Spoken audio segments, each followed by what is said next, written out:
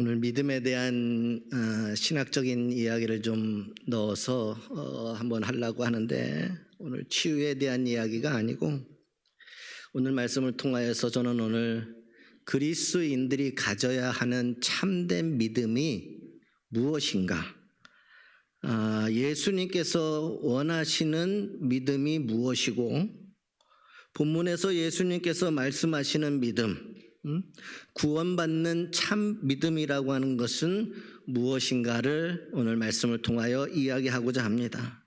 여러분, 오늘 말씀을 통하여서 여러분들이 깨달아야 될 부분 중에 한 부분이 뭐냐? 우리가 생각하고 있는 믿음과 주님이 인정하시는 믿음과는 다르다라는 거예요. 근데 우리가 생각하는 믿음이, 그 믿음을 가지고 살면 우리는 마치 내가 훌륭한 믿음을 가지고, 참된 믿음을 가지고 살아가는 것처럼 스스로가 착각에 빠지는 경우가 있다라고 하는 겁니다. 여러분, 내가 생각하는 믿음과 주님이 인정하여서 구원에 이르는 믿음은 많이 다를 수 있다라고 하는 거예요.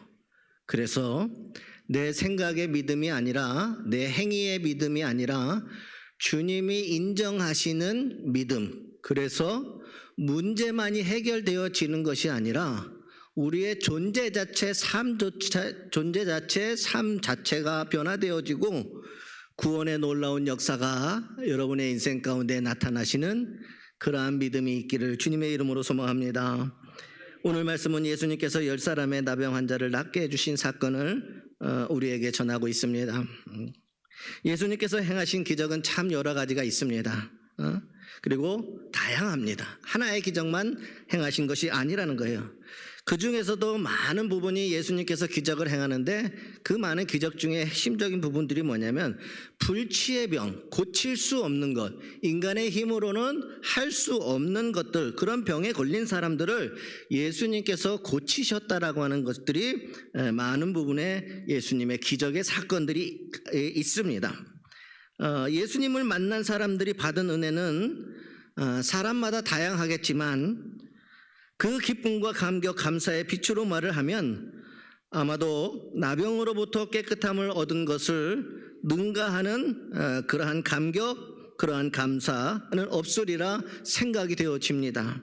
왜냐하면 그 당시 이 나병이라고 하는 것은 단순한 병이라고보다는 저주받아 생기게 되어진, 저주받은 것에 가깝게 여겨졌기 때문이라는 거예요. 그게 하나의 질병 정도가 아니라 그가 저주받아서 저주받은 인생을 살아갈 수밖에 없던 것이 이 나병이었다라는 거예요.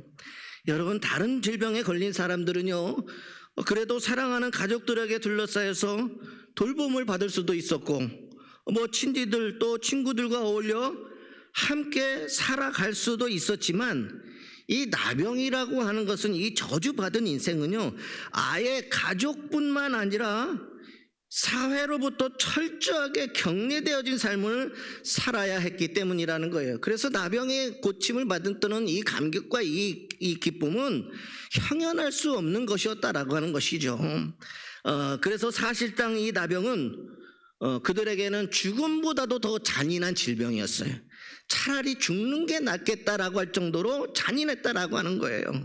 그리고 너무나도 무섭고 고통스러운 병이었어요. 손가락이 잘려나가고 발가락이 잘려나가고 눈이 빠지고 귀가 잘려나가는데도 전혀 느낄 수 없는 거예요. 정말 수없이 많은 고통스럽고, 어떻게 보면 자신을 어떠한 것도 드러낼 수 없는 수치스럽고 처참한 것이었기 때문에 그들이 치유받았다라고 하는 것은요, 그 어떤 것보다도 크고 놀랍다라고 하는 사실이에요. 나병으로부터 깨끗함을 얻었다라고 하는 것은 죽었다가 살아난 것 이상으로 그들에게는 차라리 죽었으면 좋을 정도였다라고 그들은 아마 생각했을 것이고 그랬을 것이에요. 그러니 이 병에 치유받았다는 것은 죽었다 살아난 것 이상으로 크고 놀라운 일이었기 때문에 아마 나병 환자들이 하나님 앞에, 예수님 앞에 가지는 그 감격과 그 감사는 형용할 수 없을 정도로 컸을 것입니다. 그런데 그렇게 말할 수 없는 그렇게 엄청난 예수님으로부터 엄청난 은혜를 입은 이 나병 환자가 한꺼번에 10사람이나 되었다는데 그 가운데 한 사람만이 예수님께 돌아와 감사하고 하나님께 영광을 돌렸다라고 오늘 본문에서는 이야기하고 있습니다. 본문 마지막 절인 19절에 보면 예수님께서는 홀로 돌아온 그 한 사람 사마리아인에게 내 믿음이 너를 구원하였느니라 선언하고 계십니다. 그래서 오늘 예수님께서 말씀하시는 이 너의 믿음이 뭐고, 그리고 그 믿음을 통하여 우리에게 이루어진 구원이 무엇이냐라고 하는 것입니다. 여러분, 여기서 우리는 홀로 주님으로부터 그의 믿음을 인정받았고 또 구원의 선언을 받은 사마리아인과 나머지 9이었던 유대인 사이에 공통점과 차이점이 무엇인지를 먼저 살펴보았으면 좋겠습니다. 그들에게는 공통점도 있고 차이점도 있었다라고 하는 것이죠. 그리고 그것을 통하여서 주님으로부터 인정받는 구원받게 되어지는 참 믿음을 이루는 것이 무엇인지를 오늘 찾아보도록 그렇게 하도록 하겠습니다. 먼저 10사람 모두에게 공통된 것이 무엇입니까? 첫 번째로 그들 모두는요 똑같은 병에 걸렸고, 뭐 사마리아인이든 유대인이든 상관하지 아니하고, 뭐 남자니 여자니 그런 거 상관하지 아니하고, 어른이니 아니니 아무 상관하죠. 그들 모두는 똑같은 병에 걸려 있었고 똑같이 비참함에 처하여 함께 지내고 있었다라고 하는 거예요. 그들은 예수님에 관해 익히 들어서 알고 있었고 예수님에 의한 병고침에 기대를 갖고 있었던 사람들이라는 거예요. 그래서 그 기대는 예수님께서 그들이 있는 곳 근처를 지나가심을 알았을 때에 그들이 함께 멀리서 큰 목소리로 예수 선생님이여 우리를 긍휼히 여기소서라고 간구했던 것입니다. 두 번째로 여러분, 그들은 모두 율법에 대한 지식이 있었다라는 거예요.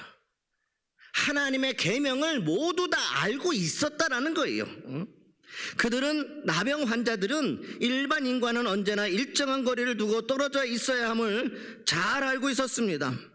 그들은 또 나병 환자가 일반인 속에서 다시 들어오기 위해서는 제사장에게 몸을 보이고 깨끗해졌다라고 하는 확인을 받아야 함을 잘 알고 있었다라는 거예요.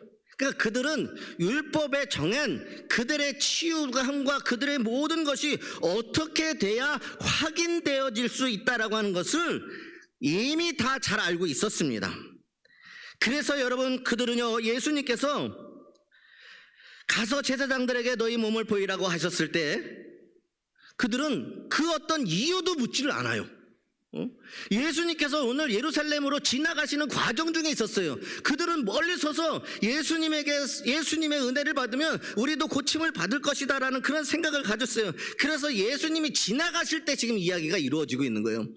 지나가고 있는데 멀리 서서 우리를 긍휼히 여겨주셔서 이렇게 했을 때 예수님께서 하신 거 별거 없습니다. 잠시 멈춰서 보니까 자신에게 소리를 지르는 사람들이 있는데 나병 환자들인 거예요. 그래서 예수님은 보시고 뭐 고침에 대한 이야기, 뭐 말씀에 대한 이야기, 뭐 그런 이야기 하나도 안 하시고요. 그냥 하시는 말씀이 그냥 그들을 향해서 가서 제사장에게 너희 몸을 보여라, 그게 끝이에요. 그리고 예수님은 갈 길 가시는 거예요. 어떻게 보면 굉장히 이 문장적으로 예수님이 행하시는 모든 것이 너무나도 생뚱맞아요. 예수님이 어떤 그들에게 어떤 소망의 메시지를 주시는 거 앉아서 그들에게 뭐 축복해 주시고 뭐 어떤 이런 과정이 하나도 없어요. 그냥 단지 예수님은 가서 제사장에게 보여. 이 말씀하신 것만으로도 여러분 아무도 의아해하지 않았어요. 아니 선생님 먼저 저희 몸을 깨끗하게 해주셔야 저희가 제사장에 가서 몸을 보여도 보일 것 아닙니까? 라고 반문조차도 하지 않습니다. 그것이 분명 그들이 예수님께서 가서 제사장에게 너희 몸을 보이라고 하신 말씀 것만으로도 곧 고쳐주시겠다는 말씀이나 다름없었으며 말씀하신 대로 가만히 하면 낫게 될 것이라 여겼기 때문이라는 사실입니다. 그러니까 그들은 누구보다도 예수님이 누구인지도 알았고 율법에서 어떻게 자신들이 나음을 받는다라는 것도 다 알고 있었기에 어떻게 보면 가서 제사장에게 몸 보여 그 한마디에 어떠한 의아함도 반문도 하지 않고 그 즉시 그냥 그 말씀대로 달려갔다라는 거예요. 예수님이 이미 자신들을 낫게 해주실 것이라고 하는 그러한 것들이 그들에게는 있었다는 거예요. 여기까지는 9사람의 유대인과 한 사람의 사마리아인 사이에 아무런 차이가 없습니다. 똑같습니다. 그러면 한 사마리아 사람이 9 유대인과 달랐던 것이 무엇일까? 첫 번째로 사마리아 사람은 그의 몸이 깨끗해진 것을 발견하자 가던 길을 돌아와 하나님께 감사하고 하나님께 영광을 돌렸다라고 하는 것입니다. 본문 첫 문장에 보면은 예수께서 예루살렘으로 가실 때에라고 한 것처럼 예수님께서는 그 마을에 머물러 계시지 않고 예루살렘을 향하고 계셨는데 쉽게 다시 예수님을 만날 수 있었던 것은 그 사마리아인은 제사장으로 가던 길에 그의 몸이 깨끗해짐을 발견하자마자 지체 없이 돌아와서 예수님 앞에 나왔다라는 거예요. 지체하지 아니하고 그는 돌아왔다라는 거예요. 깨끗해졌다라는 것을 발견했을 때. 그러나 어쨌든 그들 9사람은 돌아오지 않았습니다. 여러분, 그들은 왜 그들은 돌아오지 않았을까? 그것은 그들에게는 무엇보다도 율법에 정해진 대로 제사장에게 몸을 보이는 것이 더 중요했기 때문이라고 말할 수 있습니다. 잘 한번 보세요. 이 한 사람의 사마리아가 중요시 여기는 것과 9사람의 유대인들이 정말 중요시 여기는 게 여기서부터 갈려지기 시작해요. 이 한 사람의 사마리아인은 몸이 깨끗해진 것, 제사장과는 아무런 상관도 없어요. 가서 보여야 자기가 나았다는 것을 확인할 수 있었는데 그것보다도 더 중요한 것이 이에게는 있었어요.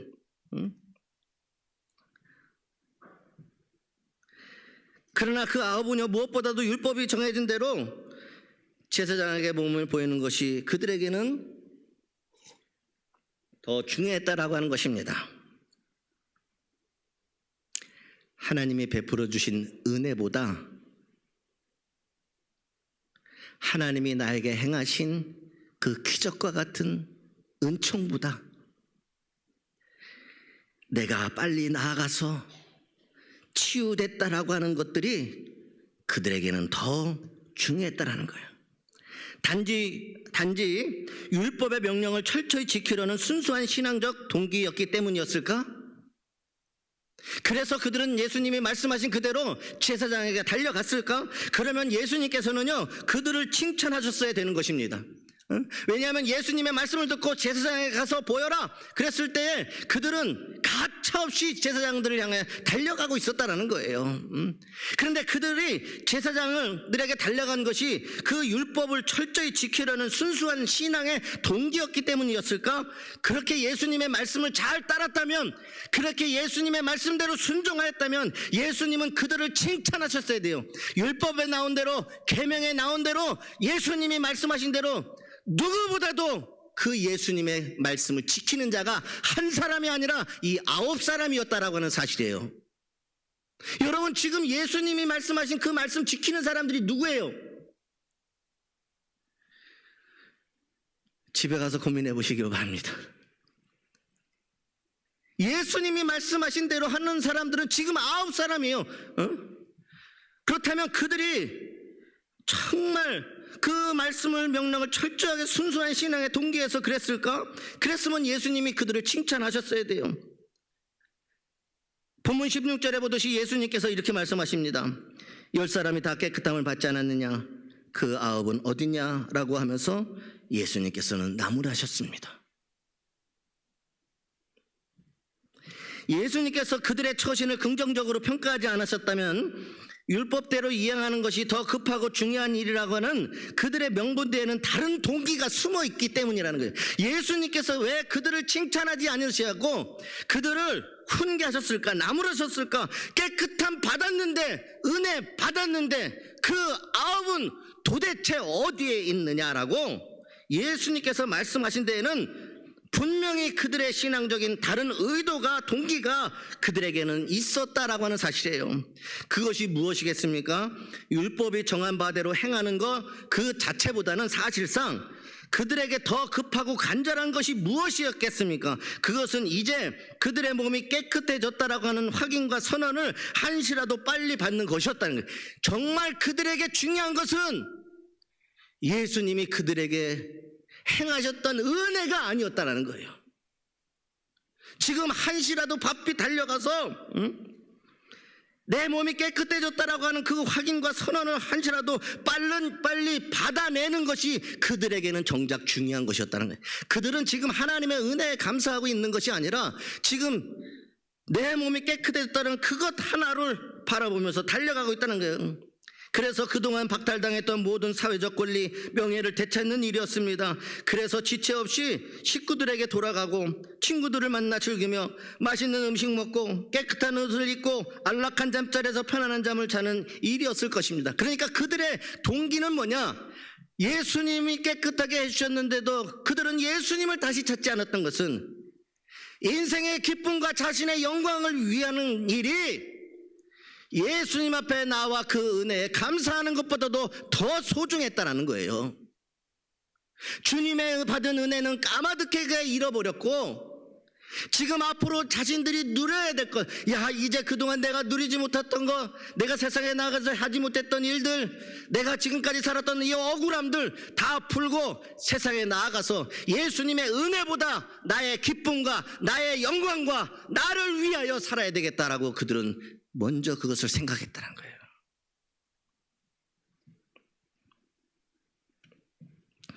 그러나 여러분, 사마리아인은 달랐어요. 무엇이 달랐을까? 그에게는 이제 더 이상 그의 사회적 권리를 회복해서 나가서 잘 먹고 잘 사는 그러한 회복되어지는 일이나 다른 사람들처럼 즐거움이나 편안함을 누리는 일이 그가 최우선적으로 원하는 바가 아니게 되었다는 거예요. 여기에 엄청난 차이가 생기기 시작해요.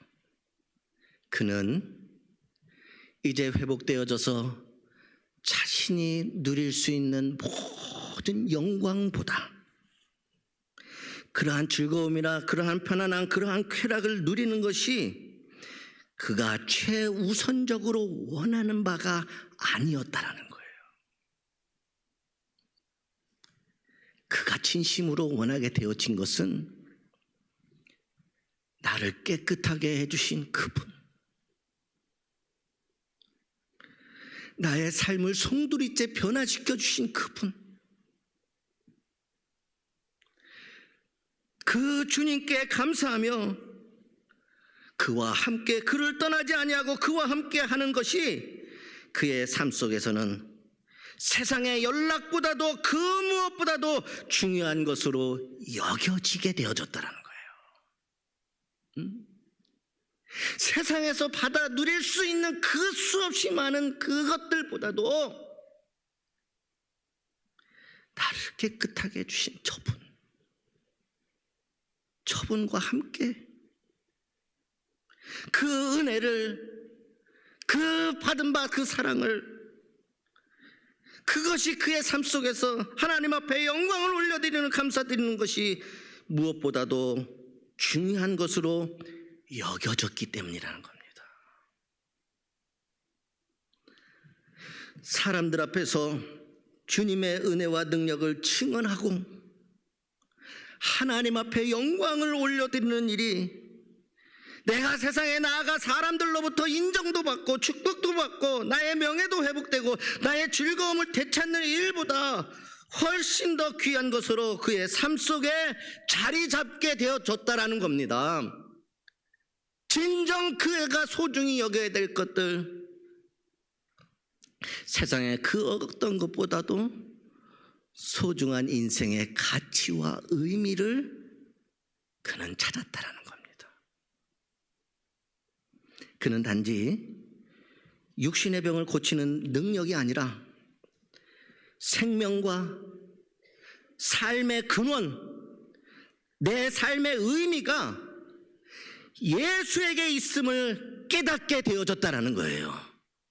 똑같이 하나님으로부터 은혜를 받았는데 그 한 사람만이 내 생명과 내 삶의 근원과 내 삶의 의미가 예수에게 있었구나.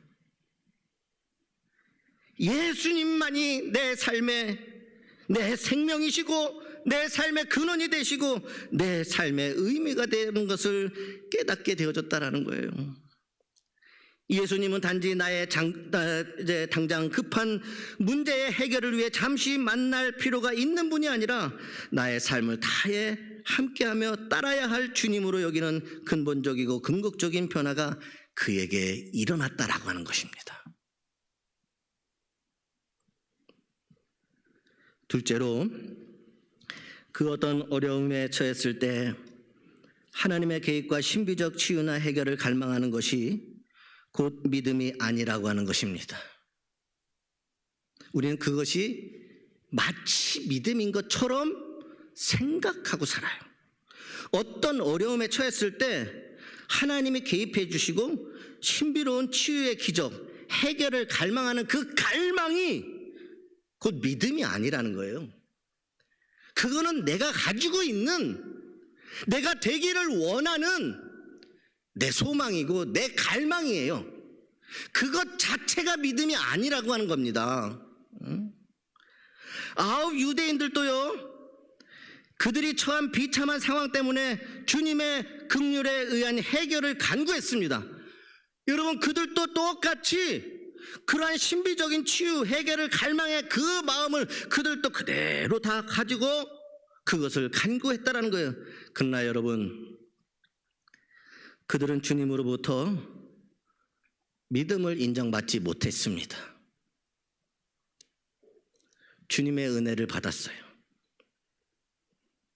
자신들이 가지고 있는 그 문제가 해결되어졌어요. 그래서 그것을 갈망하는 것이 마치 내가 믿음이 좋은 양 아니었다라는 거예요. 주님은 그들을 치유해 주신 것은 사실이지만 그들의 믿음은 인정하지 않았다라는 거예요. 인정되어지지 않는 믿음이 왜 우리의 인생의 문제냐? 구원의 축복으로 이어지지 못하고 있다는 거예요. 하나의 문제가 해결되어지는 것이 문제가 아니라 내 온 삶 속에 하나님의 구원의 역사가 나타나야 되는데 그러지 못한다는 거예요. 물론 믿음에는 모든 것을 하나님께 맡기고 하나님께서 해결해 주시기를 간구하는 것이 반드시 있어야 됩니다. 그러나 문제가 있을 때 하나님을 찾는 것만으로 곧 믿음을 가졌다고 자처하면 안 된다는 거예요. 문제가 있을 때에 하나님 찾는 것은 믿는 사람이나 믿지 않는 사람도 문제가 생기면 하나님 얼마든지 찾을 수가 있다는 거예요. 그 하나님을 찾는 것 때문에 내가 믿음이 있다라고 하는 착각하지 말라라는 거예요. 하나님 찾으면 다 믿음이 있는 것 아니라고 하는 것입니다. 무엇인가를 얻고자 함이지 그것 자체가 좋은 것이 아니라는 거예요. 그것 자체가 내 믿음이 좋은 것이 아니라고 하는 거예요. 여러분, 자녀들이 대학 입시를 앞두고 하루도 안 빠지고 뭐 새벽기도 40일 했다고 뭐 100일 기도했다고 믿음이 좋은 것으로 착각해서는 안 됩니다. 그것은 내가 바라고 원하는 걸 받기 위하여 갈망하고 있는 것이지 내 믿음이 좋아서 그런 것이 아니라는 거예요. 우리는 그것을 내가 믿음이 좋기 때문에 그렇다라고 생각하고 착각한다라는 거예요. 그러면 그 믿음을 하나님께서 인정해 주셨어야 되는데 오늘 9명의 그 믿음 갈망했어요. 하나님 앞에 나왔어요. 치료함 받았어요. 근데 문제가 뭐냐? 그들의 믿음은 인정받지 못했다는 거예요. 여러분, 자녀가 합격하고 나서는 주님을 찾을 줄 모르고 기도하기도 잊어버렸다면 아홉 유대인과 다를 바 없는 것입니다. 우리 다를 바 없죠. 주님이 그렇게 하셨는데 그 이후에 주님을 찾을 줄 모르고 기도하기를 잊어버렸다면 9명의 그 은혜를 받은 사람들과 오늘 우리가 다를 바가 뭐가 있습니까? 여러분, 주님은요, 주님을 찾으시는 자들을 긍휼히 여겨주시는 하나님이셔요. 그래서 그들을 치료하여 주시고 그들을 은혜의 자리로 다시 회복시켜 주셔요.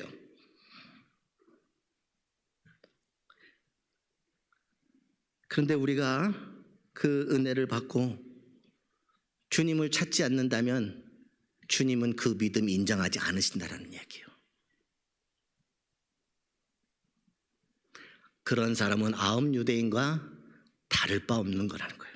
셋째로, 예수님만 찾으면 모든 문제가 해결되고 하나님은 놀라운 능력을 행하시는 분이라고 믿는 것만으로 믿음이 온전한 것이 아니라는 거예요. 우리는 그러면은 내 믿음이 정말 좋고 온전해? 아니라고 해요. 9명의 유대인들도 그 정도의 믿음은 가지고 있었어요. 예수님 찾으면 모든 문제 해결되고 하나님은 놀라운 능력을 행하시는 분이라고 믿는 것, 그 정도의 믿음은 9명의 유대인도 가지고 나왔어요. 그것이 있다고 해서 내가 믿음이 온전하다고 아니라는 거예요. 그러나 그들은 주님으로부터 믿음을 인정받지 못했습니다. 여러분, 믿음에는 물론 하나님의 초자연적이고 무한한 능력과 지혜에 대한 확신이 있어야 하지만 그것이 곧 믿음의 전부는 아니라고 하는 거예요. 마지막 결론적인 부분에 가서 그러면 하나님께서 인정하시는 참된 믿음이 무엇인가 말씀드릴 거예요. 그러니까 편안하게 이 말씀을 들으셨으면 좋겠어요. 네 번째로, 통상적으로 불가능한 것을 이루어지는 기적, 신비로운 일을 경험했다고 그것이 참 믿음이 되는 것은 아니라는 거예요. 그것을 경험했다고 참 믿음이 되는 것이 아니라는 거예요. 그러한 경험은요, 나병으로부터 깨끗해지는 자신들의 체험을 통해 아홉 유대인도 다 가졌어요. 그들 다 그런 거 다 경험했어요. 그러나 그들은 주님으로부터 믿음을 인정받지 못했다라고 하는 사실이에요. 그러면 참 믿음이란 과연 어떠한 것인가? 주님이 기뻐하시고 주님이 말씀하시는 구원에 이르는 진정한 주님이 말씀하시는 그 믿음이 뭐냐? 오늘의 핵심적인 내용입니다. 첫 번째로, 참 믿음은 단지 신체적인 치유함, 일시적인 세상적인 문제 해결이 아니라 전인적인 치유와 영원한 구원을 갈망하고 있는 것이 믿음이에요. 신체적인 치유가 한번 됐다라고 해서 그것이 참된 믿음? 일시적으로 내가 한 가지 문제, 세상적인 문제 해결했다고 해서 그게 참된 믿음이냐? 아니라는 거예요. 참된 믿음은 전인적인 치유인데 이것이 뭐냐? 육신뿐만 아니라 나의 영혼, 나의 삶, 내 모든 것들이 예수 그리스도로 말미암아 치유되어지고 죄의 문제가, 죽음의 문제가, 심판의 문제가, 모든 것들이 내 모든 전적인 삶을 통하여서 회복되어지는 놀라운 믿음의 역사가 나타나는 것이 하나님께서 인정하시는 참된 믿음이라는 거예요. 하나가 아니라 전인적인 치유, 육신과 영혼과 삶과 모든 것들이 예수님이 만지셔서 치유하여서 예수님의 자녀로 회복되어서 구원받은 자녀로 살아가게 하는 것이, 그것을 날마다 갈망하는 것이 참된 믿음이라. 두 번째로, 참된 믿음은 어떤 문제가 해결되었다고 좋아하는 것으로 그치는 것이 아니라 그 일을 행하신 하나님께 감사할 줄 아는 것이 하나님께서 인정하시는 믿음이라는 거예요. 야, 이 문제 해결됐네? 좋아하는 것으로 그치는 정도가 아니라 그 일을 행하신, 그리고 앞으로도 그 일을 또 다른 그 모든 일들을 행하실 하나님께 감사할 줄 아는 것이 참된 믿음이라는 거예요. 주님이 인정하시는.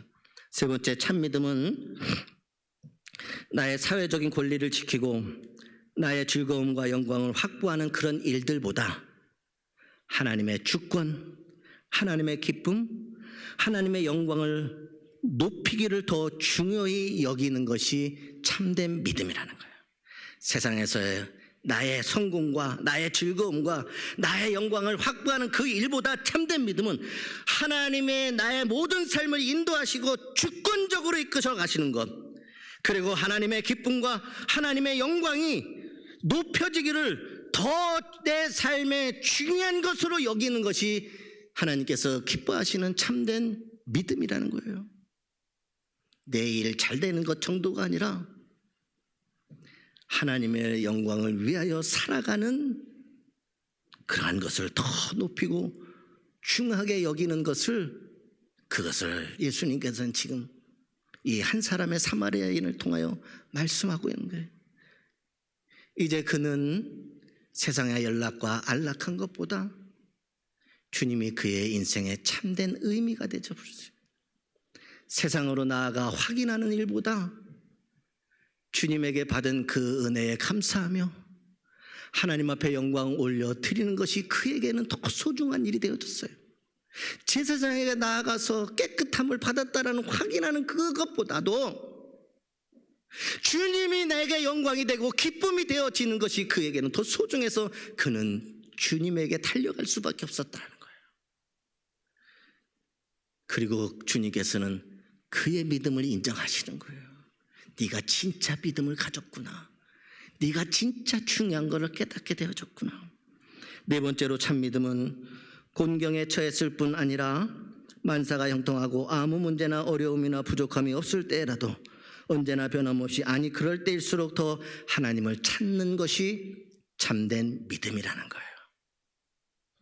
만사가 잘 되어질 뿐만 아니라 내 모든 것들이 때로는 잃어버린 것 같고 낙심되는 그 순간이라 할지라도 변함없이 그럴수록 더 주님을 찾는 사람, 그것이 진정한 믿음이라는 거예요.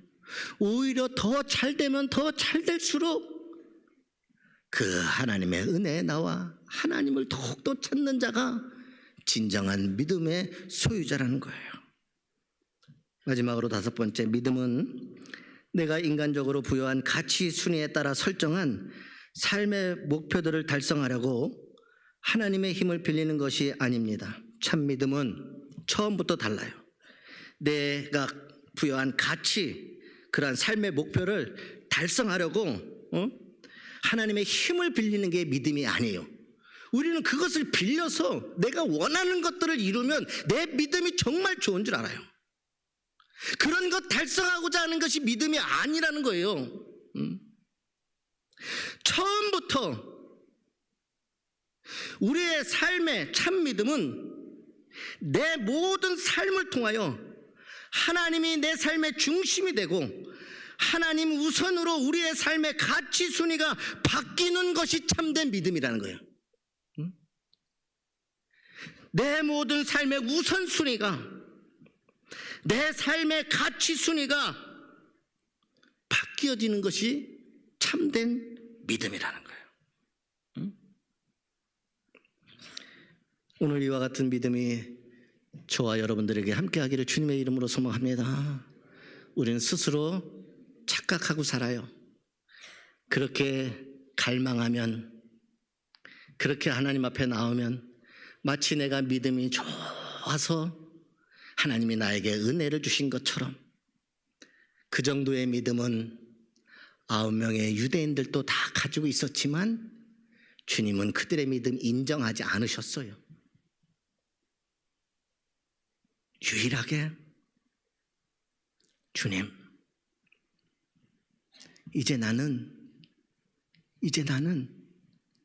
내 몸이 깨끗해짐을 확인하지 않아도 나를 고쳐주신 그 주님이 나와 함께 하시면 내 삶을 송두리째 바꾸어서 주님의 은혜가 무엇인지, 내가 무엇을 위하여 살아야 되는지, 내 삶의 기쁨이 무엇이고 내 생명과 내 참된 삶의 의미가 무엇인지를 그것이 주님에게 있음을 깨닫고 주님 앞으로 나왔던 그 사람의 그 믿음을 인정하셨어요.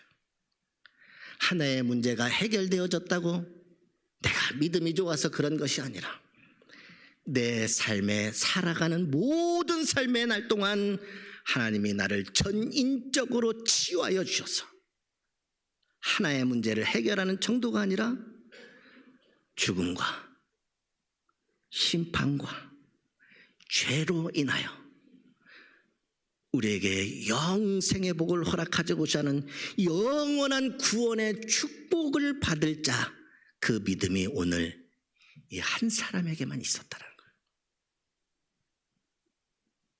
우리가 다 이렇게 이야기하죠.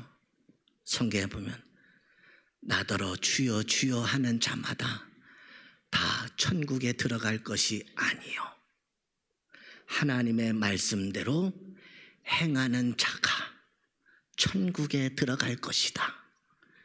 하나님이 인정하시는 믿음으로 살았던, 그래서 삶의 가장 우선순위가 하나님 중심, 하나님 우선으로 같이 순위가 바뀌어서 나는 주님이면 됩니다라고 돌아왔던 그 자의 그 믿음은, 잘 보세요, 문제가 해결되어졌을 뿐만이 아니라 이 한 사람만이 구원의 은혜를 받았다는 거예요.